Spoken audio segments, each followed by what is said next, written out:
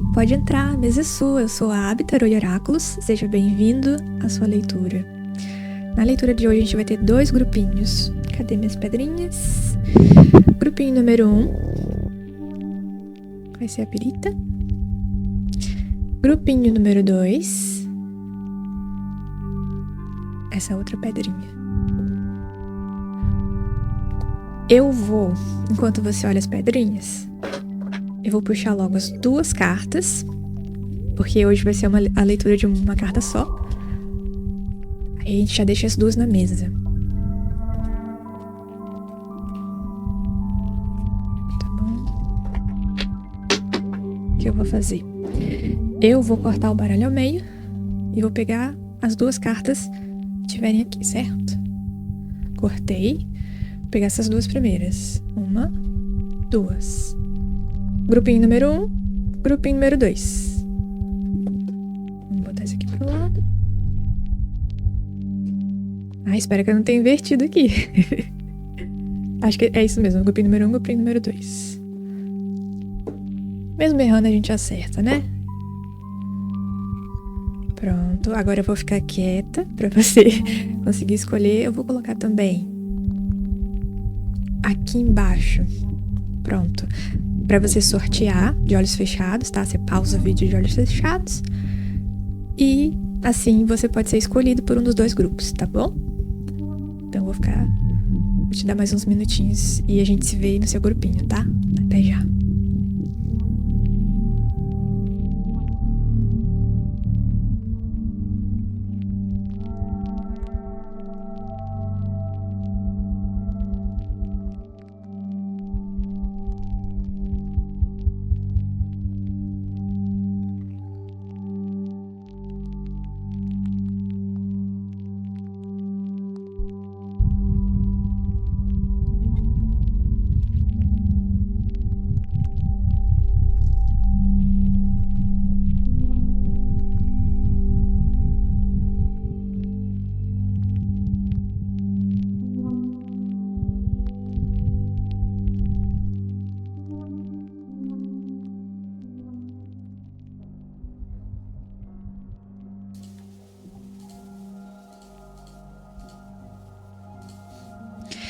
Muito bem. Vamos começar a leitura, primeiro com o grupinho número 1, com a perita. Deixa ela aqui em cima. Vou será a sua carta. Le Dame Blanche. Eu fazendo de conta que sei falar francês, né? Tá bom. Um pouquinho melancólica a história de hoje. A Dama de Branco, a história dela tá em todo lugar, né? Todos os países, todos os continentes, os folclores falam sobre essa tal Dama de Branco. No Brasil a gente tem a mulher de vestido branco no meio da estrada. Uma história muito conhecida pelos caminhoneiros, porque dizem que se você dirige na estrada à noite, você pode ver uma mulher de branco, um vestido branco longo, no meio da estrada, no meio do nada. Assim, num local que não é normal alguém tá andando, sabe? Numa hora, principalmente, que não é normal. Eu não conheço nenhuma história específica de uma dama de branco, ou uma história de caminhoneiro, sobre uma mulher de branco. Mas eu sei que quando as pessoas encontram essa dama de branco, normalmente elas não sentem medo. Elas sentem melancolia. É por isso que foi a primeira palavra que me veio aqui, no grupinho número 1. Então hoje a história é sobre alguém que carrega um tantinho de melancolia no coração. Tô falando com cuidado porque eu sempre acho o coração de quem é melancólico, eu acho um coração mais sensível, sabe? É um coração que merece cuidado, merece carinho. Já assistiu Edward Mãos de Tesoura? Quase que não sai. É uma história bastante melancólica, né? Os filmes do Tim Burton, em geral, são muito melancólicos. Mas em Edward Mãos de Tesoura, Eu não sei qual é a origem da história, mas eles contam como se fosse a invenção da neve. Como que a neve começou. Como que a neve passou a existir. E aí tinha um inventor. E esse inventor, ele criou uma criatura, né, com mãos de tesoura, porque ele criava vários pedaços, várias partes desse Frankenstein, vamos dizer assim, com coisas que ele tinha na casa, e foi substituindo por coisas mais realistas, né? Então ele foi substituindo um pé por um pé realista. E só faltavam as mãos do Edward antes dele ficar aparência completamente humana. E antes que o criador pudesse colocar mãos de verdade nesse Edward, o criador dele morreu. E ele ficou sozinho, isolado por anos, muitos anos, na mansão. Ninguém ia visitá-lo, era totalmente abandonado. Até que ele conseguiu sair de lá, né? E ele conheceu uma menina. Ele se apaixonou por ela. Ai, é tão triste. Porque ela tem um namorado babaca, chato. Não trata ela bem. E ele é super, assim, sensível, super atento, super observador, sabe? E ele enxerga ela, mas o mais importante é que a menina, ela enxerga ele. Porque na família e tal, as pessoas até tratavam ele bem. Principalmente a mãe, né, que acolheu, que adotou ele. Adotou o Edward.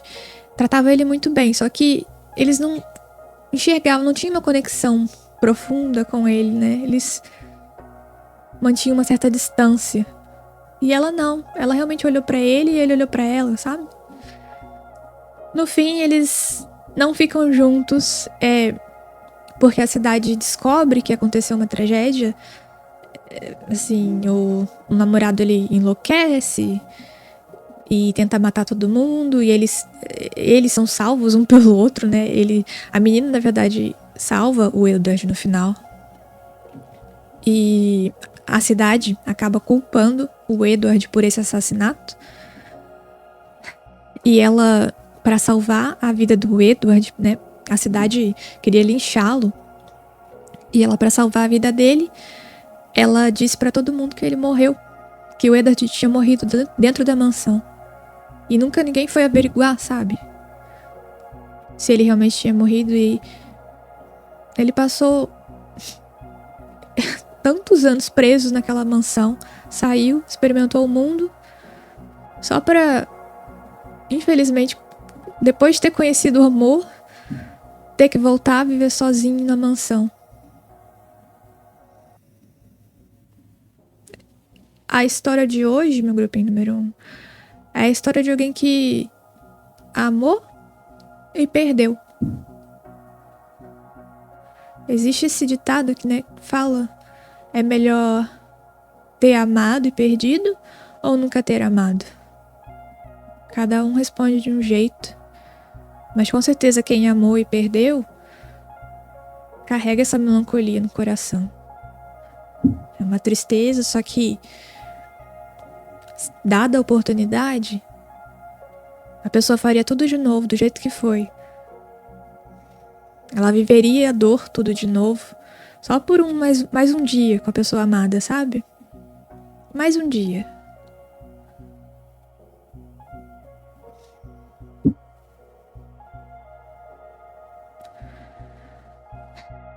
Bom, meu grupinho número 1.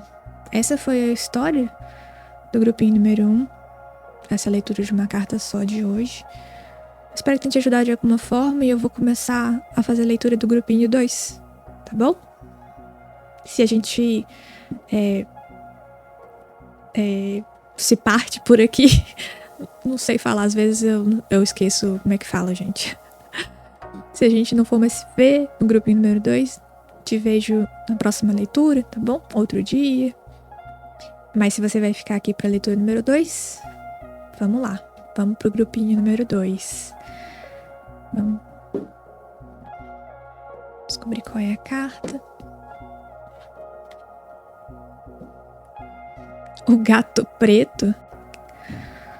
Que contraste, né? A dama de branco e o gato preto. Pessoas dizem normalmente que gatos pretos trazem má sorte, né? Mas quem tem gato sabe que isso é superstição que não serve a ninguém. Porque só faz mal aos gatinhos.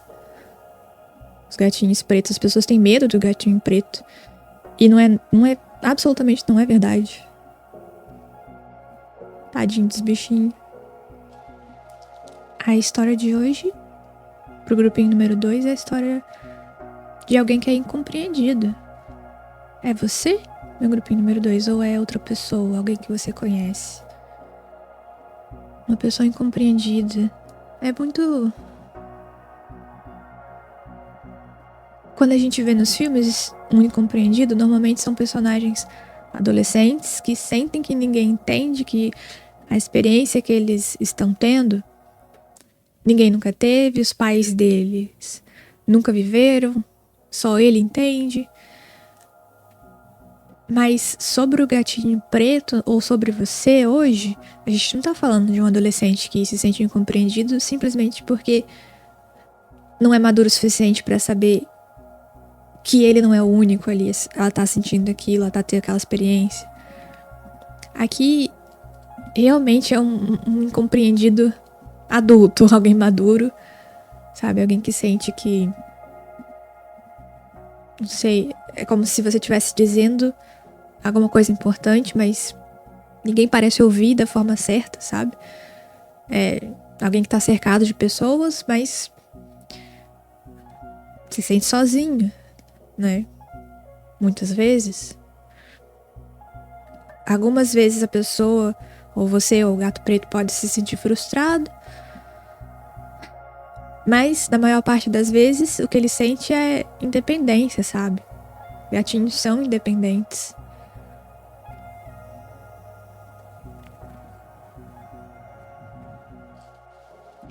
Uma vez eu vi... Era... Como é que fala? Uma sessão de hipnoterapia de regressão de vidas passadas. E a menina, ela tava... Eu não lembro se foi comigo mesmo essa regressão, ou se foi eu ouvi. As coisas se misturam na minha cabeça, mas enfim.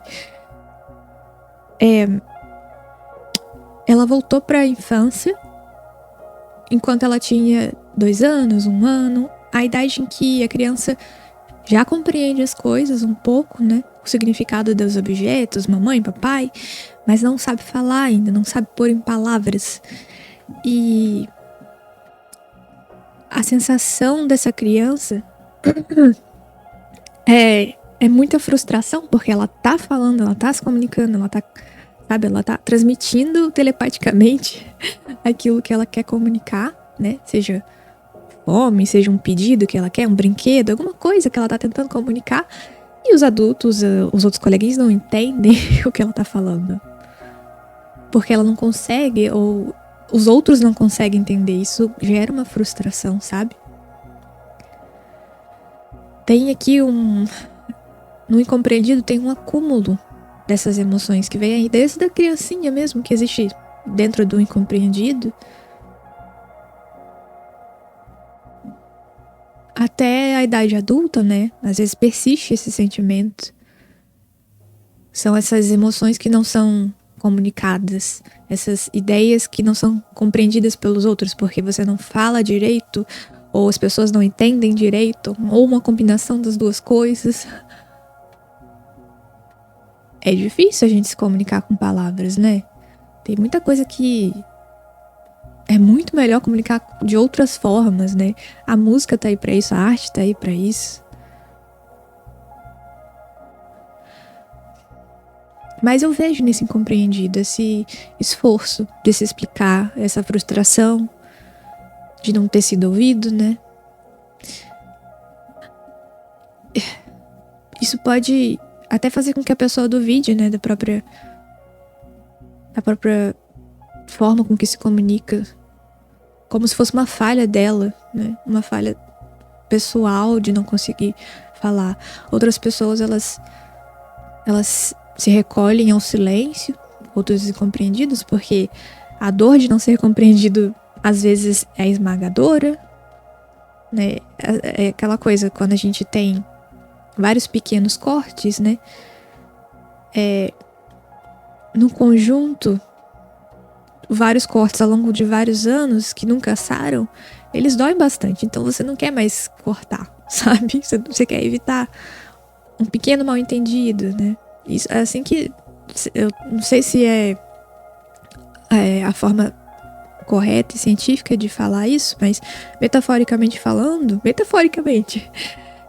é assim que nasce a ansiedade social, né? Você, aos pouquinhos, você vai evitando passar por esse julgamento e passar por essa sensação ruim de as pessoas não estão te entendendo ou então estão te julgando mal, né?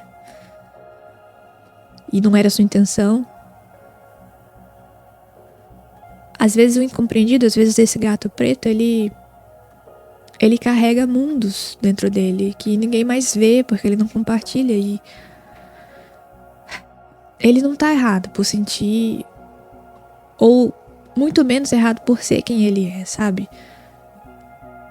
E às vezes também cabe ao outro, cabe ao mundo saber entender a profundidade dele ou até a trivialidade desse gato preto, porque como na regressão com a criancinha que tava falando, tava balbuciando, e os adultos ao redor dela não entenderam o que ela tava falando, né? Cabe aos adultos também ter essa habilidade de entender a criança, né? Nem sempre é possível, mas às vezes é mais uma falha de quem tá ouvindo do que quem tá falando, sabe? Então, nem vale a pena encontrar culpados nessa história. Mas assim, o importante é que o gato preto, ele vê o mundo com olhos que poucas pessoas têm, né? Porque o filtro dele, os filtros, os óculos que ele usa, tem gente que usa óculos cor-de-rosa, né? Os óculos do gato preto é muito pessoal, é muito independente, é muito dele, é muito único, né? É diferente. Porque foi pouco tocado pelos outros. Acaba sendo mais autêntico também. É uma pena que ele não consiga esse espaço para ser ouvido e entendido. Porque as pessoas ao redor dele, às vezes, se sentem intimidados por ele, né? A gente sempre tem medo do que a gente não entende. E eu digo assim, a gente mesmo, né? Não existe a gente evoluído aqui que não tem mais medo porque a gente já entende tudo.